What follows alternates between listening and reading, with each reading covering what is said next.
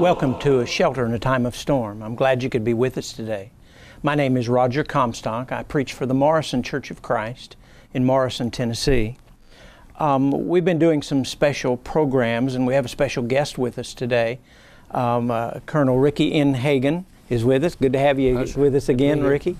We're doing a series of programs, so it really is, it may be difficult for you to catch up with us if you've missed the previous programs, but Brother Ricky is a member of the Lord's Church and is also active duty in the U.S. Army as a colonel.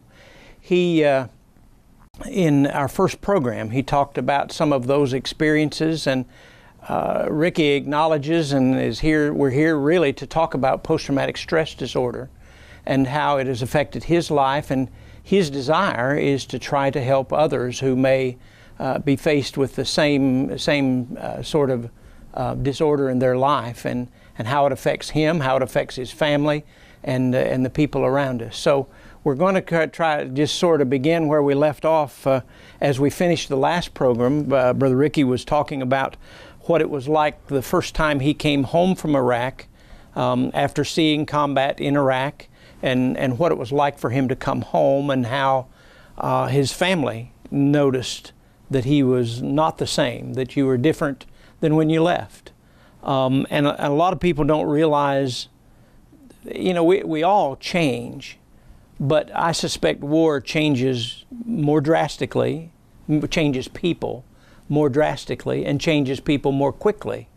When you put your training and the years, right, of training that you've gone into to prepare yourself to lead men in war, and how difficult that is. So for you, what kind of, you told us that when you came home that first time, you just wanted to stay at home. And you know, we've all probably heard the stories about the balloon that pops and some man there in Walmart hits the floor, and everybody laughs and gets a big joke out of it, not realizing what he's experiencing. Mm-hmm. So if you want, can you kind of take it from there? You were talking about being out in the public and how difficult it was being in the public. Yeah, it's absolutely. It's so much different. You know, you when we left off, I was talking about coming home and looking forward to seeing my family, and then that was a 10-day, 12-day leave or something like that, and I ventured out to the store, and that's when it, you know, I knew it was just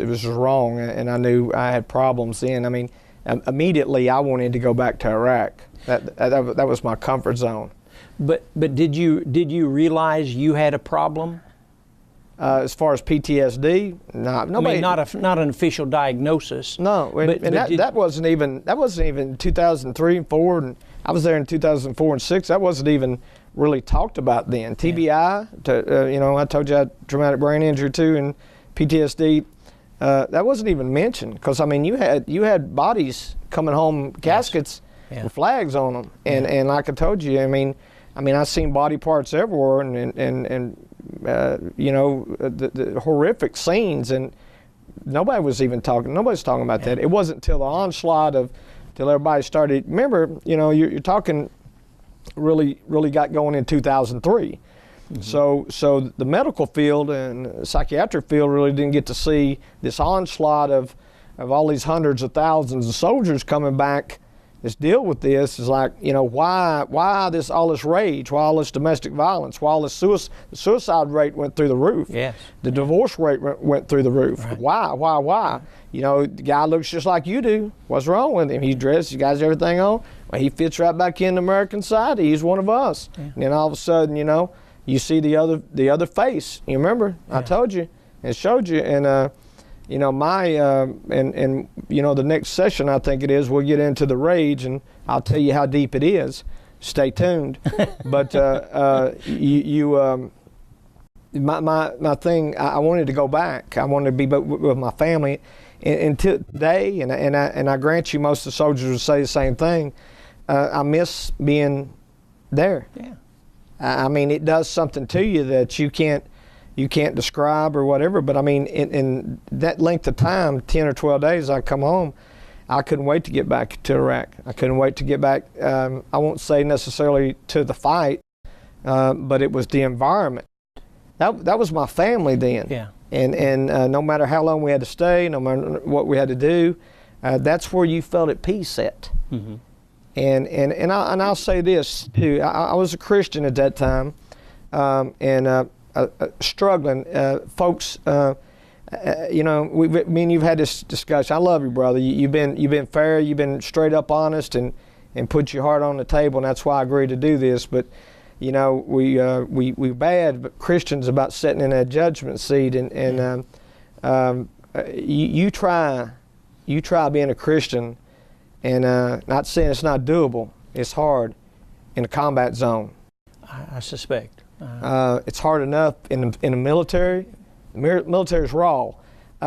If you want somebody to stand in front of you and be really, really nice to you and command you and not hurt your well feelings, then good luck with that. Yeah. So while ISIS is eating you and cutting heads off babies and whatever, see, I have a problem with that, because you know, America wants this at this time, and then you want this at this time. Right. And we can't have it both ways. Right. Right. You know, and when you train like we train hard. We train to win. Right. And you're talking about the greatest army in the world, and then you want to come back home, and your little wife or your little girlfriend or your husband or boyfriend, and they're like, well, come on, now calm down, turn the knob down, you know, real, it's over, you're back home, you're back, it's done, come on. No. When did you first realize that you were different? That this had changed you? That first time when I come home, and then that carried over back into going back into the battlefild and going on missions, and then it sort of like morphed into a adrenaline rage, if you would. See, you very seldom had incidents in a theater. You understand what I'm saying? That was going to be my next question. I mean, you might fight, or you've had a sexual assault or some assault, or I mean that's no different than out here in the States. Right. But to be in that kind of environment and to be able to control like the military does, right, it shows you the level of discipline. Right. I mean, it's just sheer discipline, and people are like, when you come back here, it's like, you know, let's move that bar, let's compromise. That really don't matter. Right. You know, when I told you earlier about going through OCS, when OCS, if I had a thread, if they found a thread, if they found anything on me, you was punished, and you was punished severely. And the reason for that, I think my class, we started out about 148, we graduated about 60. The reason for that is, if you can't make it here, sissy boy, we don't need you commanding troops. Right. And if you can't pay attention to detail, if you can't be on time, and that's sort of like a lot of your church members, you know, they now you don't tread there now. You can't. You'll be at your job on time, on time, but exactly. now I can be 15 minutes late for church. But let's judge that soldier there that he had a drinking problem, and you know, he this or that. But I drifted. Sorry about that. I told you I may do that. That's okay. But what I was curious about, the behaviors that come out of the post-traumatic stress disorder, do they show themselves eventually in the battlefield? But is there a way there that? Well, that's your outlet. I was going to say, that's what I was going to say. There you can get away with it. It's acceptable because you're taking that rage out on the person you're supposed to take the rage out on. The enemy. You run, you lift weights, and you go to battle, and that's your out. Yeah. And so you have a way. If you can imagine, you got, just picture something. You know, you've got 10,000 demons in you. And you know, when you go outside the wire, white knuckles and all, you know, today might be my last day that I ever live, or may not have all my body parts. I know that going out, but you know, once you go outside there, you know I can release that. Yeah. Or I bring it back home and it didn't happen today.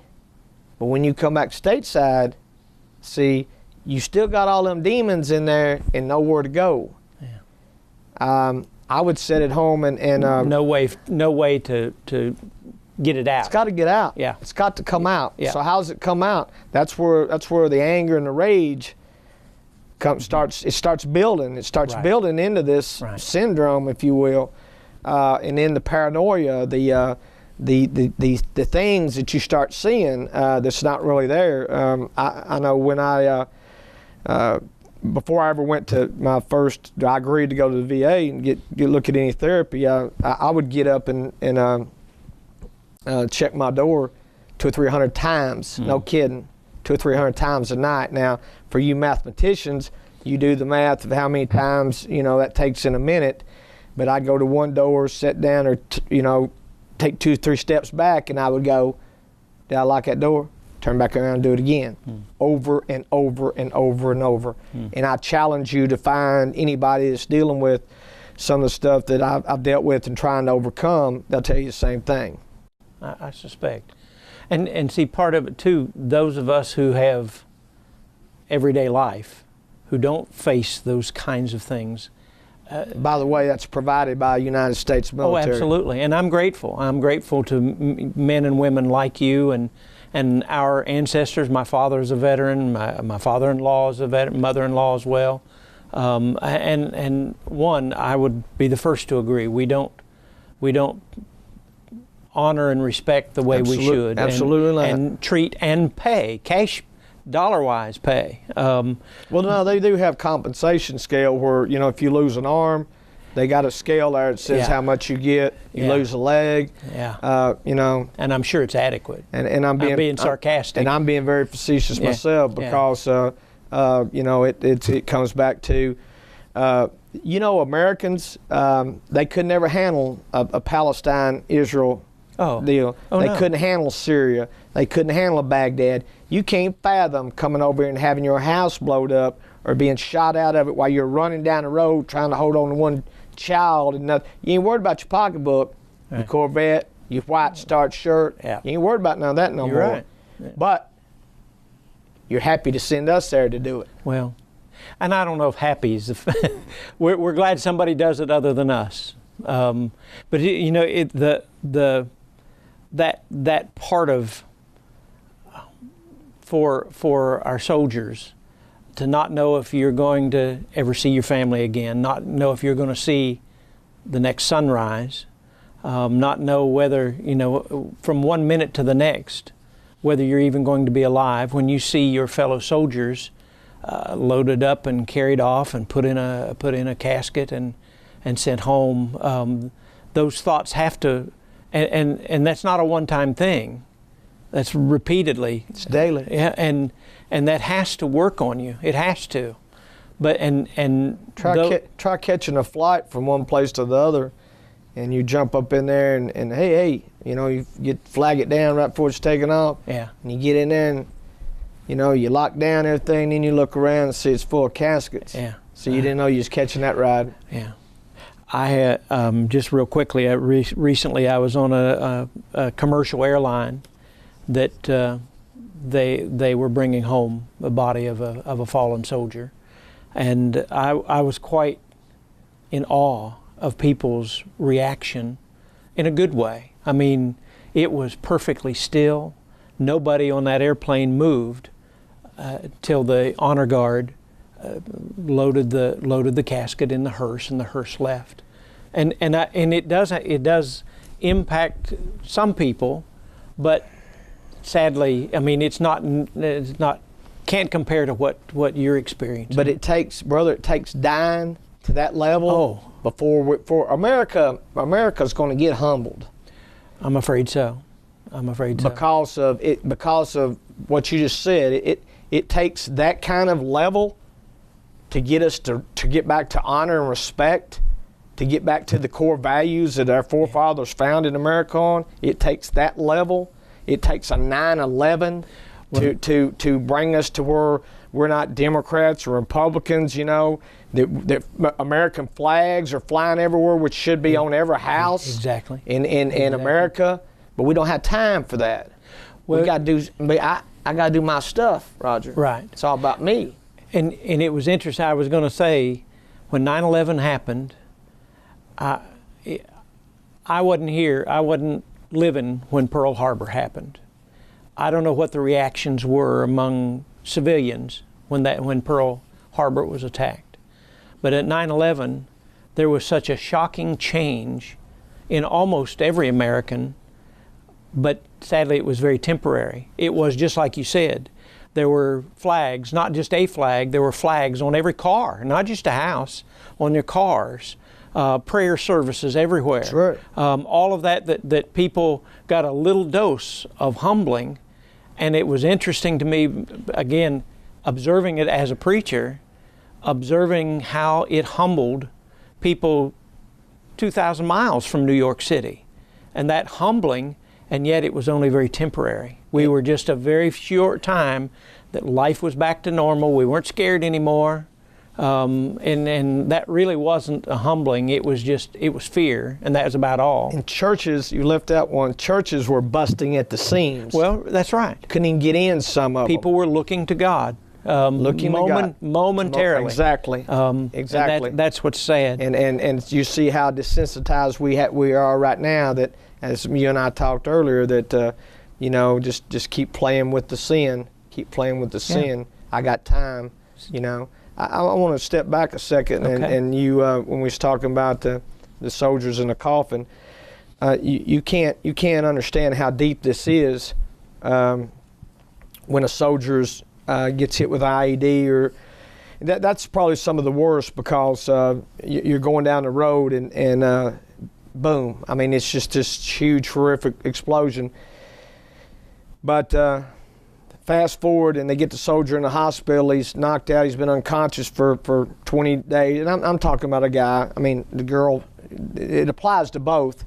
But I'm trying to get something in your head and in your mind that when he wakes up, 99% of them will ask one question. What is the question? He's laying there, and he knows he's been blown all to pieces, and instead of you know, the dying thing, he asks, "What's left? If what's left is my bottom half left?" Yeah. Because at that point, you know, if that's the case, they would rather be in the coffin. So you can't get people to understand that, and I told you earlier, I don't have time for stupid people or stupid questions, and you know, like our Vietnam buddy that we was talking about, and even the Korean War and World War II, how hard. I mean, I can't even fathom. In my war, we had connections, i.e., social medias, phone calls, satellite phones, everything else. And a World War II veteran, and you call him up, and he may be gone for a year, he may be gone for 4 years, and not hearing nothing, not knowing anything. You know, is my wife, is my girlfriend going to be there when I get back? Is anybody alive? Do they know I'm alive? So it's just so many different scenarios that works on your mind and your psyche. It's just hard to describe. So was the first that you realized that you were changed, was that when you came home and came back to what used to be a normal life? Well, when I come back for good, that's when it really set in, because I didn't know how to fit in. And I was wearing a mask, and I wanted to be left alone, and I just the anger and the rage and it just kept building and building, and I was dangerous. I was dangerous to be around people. I was dangerous. I was a nightmare in the car if it wasn't going. I mean, there's times I'd be on the interstate, I'd be doing 120 miles an hour and not flinch. I've been pulled over so many times, and not intentionally. And thank you for the ones that let me go. They all let me go, and they looked onto my tag and said, you know, there's a Iraq combat veteran, and it's like, you know, hey, slow down. I don't really know if they understood. Some of them maybe, some of them maybe been there. They didn't have to let me go, but they did. But it's just a rage. It was just, the adrenaline is just flying, and you can't get people. There's no way to explain that. You know, I would sit out there with a gun. I had a routine. I would drink 4 or 5 Coronas. I would take a couple shots of tequila, and I'd smoke a couple puffs off a joint, and I wanted to be comfortably numb, and that's where I was. And then everything was okay. Nobody around me, with the exception of my daughters, my granddaughters. I didn't want anybody around me because it was so misunderstood. Right. And you try to patronizing a soldier is not a good thing. It's really not. And by the way, speaking of the license plate, you know, when you see these guys that's veterans and they got license plates, and you probably don't need to crowd them, you know. You probably need to leave them alone. And I had one guy that wanted to, you know, play Army with me, you know, and you know, we're all trained in combatives, or some of us took martial arts to a different level.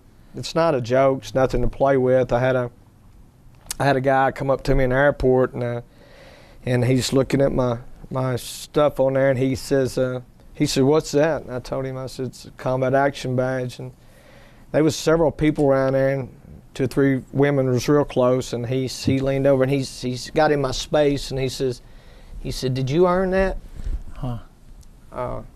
It was bad. It was bad, and I told him, I said, "If you don't get out of my face now," I said, "I'm going to kill you." And you know, I mean, how stupid can you be? But it's out there. It's out there. It is, sadly.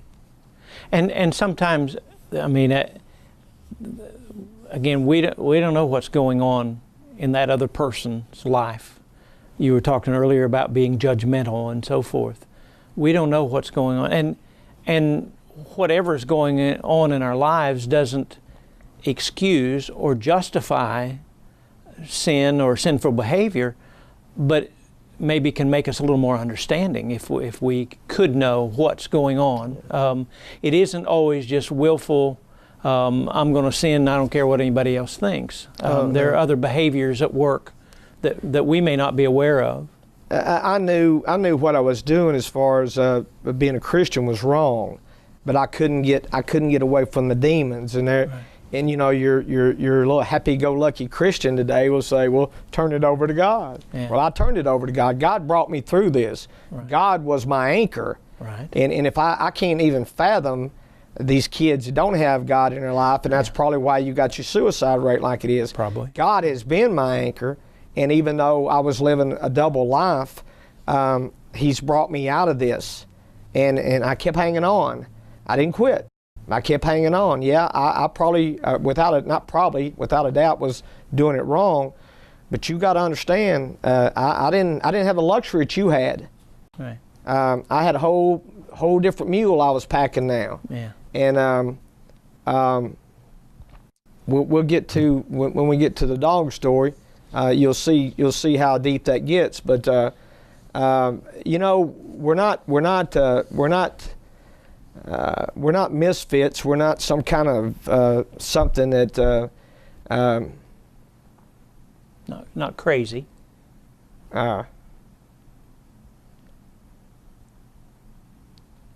If you could do,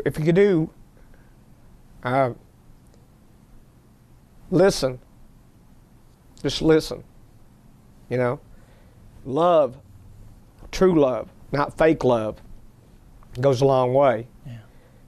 Not what's in it for me, love, you know. And you are just trying to understand a soldier, what he's been through. You might save him. You might save his life. Not telling him what you think it should be, what you've seen on American Sniper, or, you know, here, drink this Kool-Aid, and you'll be all better. Yeah. So. Well, and in so many ways, many of us, myself included, we've been very sheltered, very protected, and as you indicated, I think in the last program, thanks to you and men and women like you, we've had this cozy life, very little real trauma in our lives, and we don't deal well with when something upsets what we want as far as our your normal comfort life. zone. Yeah, we don't deal well with it. Boom. Yeah, That's your comfort zone. yeah. Yeah. Well, we as I said earlier, we're going to continue. We're going to do some more programs with Brother Ricky Hagan. If you weren't here, didn't see the first program or our introduction, Brother Ricky is an active duty with the United States Army. He is described a full bird colonel. He is a faithful Christian, a member of the Lord's Church, and a dear brother that's been. I greatly value the friendship that we've grown into through a mission work, through going to Guyana, is where of all things to meet in South America. It still amazes me. As we've said many times, this program in general, Shelter in the Time of Storm, is designed, the intent behind it is to deal with traumatic events in people's lives. And certainly post-traumatic stress disorder it comes out of some of those traumatic events, but the way it affects people's lives. And I greatly appreciate Brother Ricky and him being willing to expose himself, to open himself, and his desire is that he wants to help people, and part of helping people is those of us who need to learn how to help other people, and as we see them struggling with some of these things in their lives. There are some that wonder about Bible in this program in particular, and I've had a couple phone calls from people who complained that I didn't use any Bible. We will get to some of those things in this series of programs, but this isn't about biblical things. It isn't about doctrinal things. It's about the trauma in people's lives. We've done programs about suicide, about stillbirth. We've done programs about tornadoes and the death of a loved one, and none of those things are doctrinal issues. But hopefully it will make us more aware of the traumatic events in people's lives and make us a more compassionate people. Help us to understand the things that people face in life, and maybe in some way, maybe prepare us for when maybe we'll face some of those traumatic events. You know, it's real easy to point the finger. They used to say when you point the finger, there's three pointing back at you, and it's real easy to say what I'd do or what I wouldn't do. But quite frankly, we just don't know until we face those situations. So I hope you'll join us again for, we're going to continue this series and this discussion. And our whole purpose is to give God the praise and seek His care.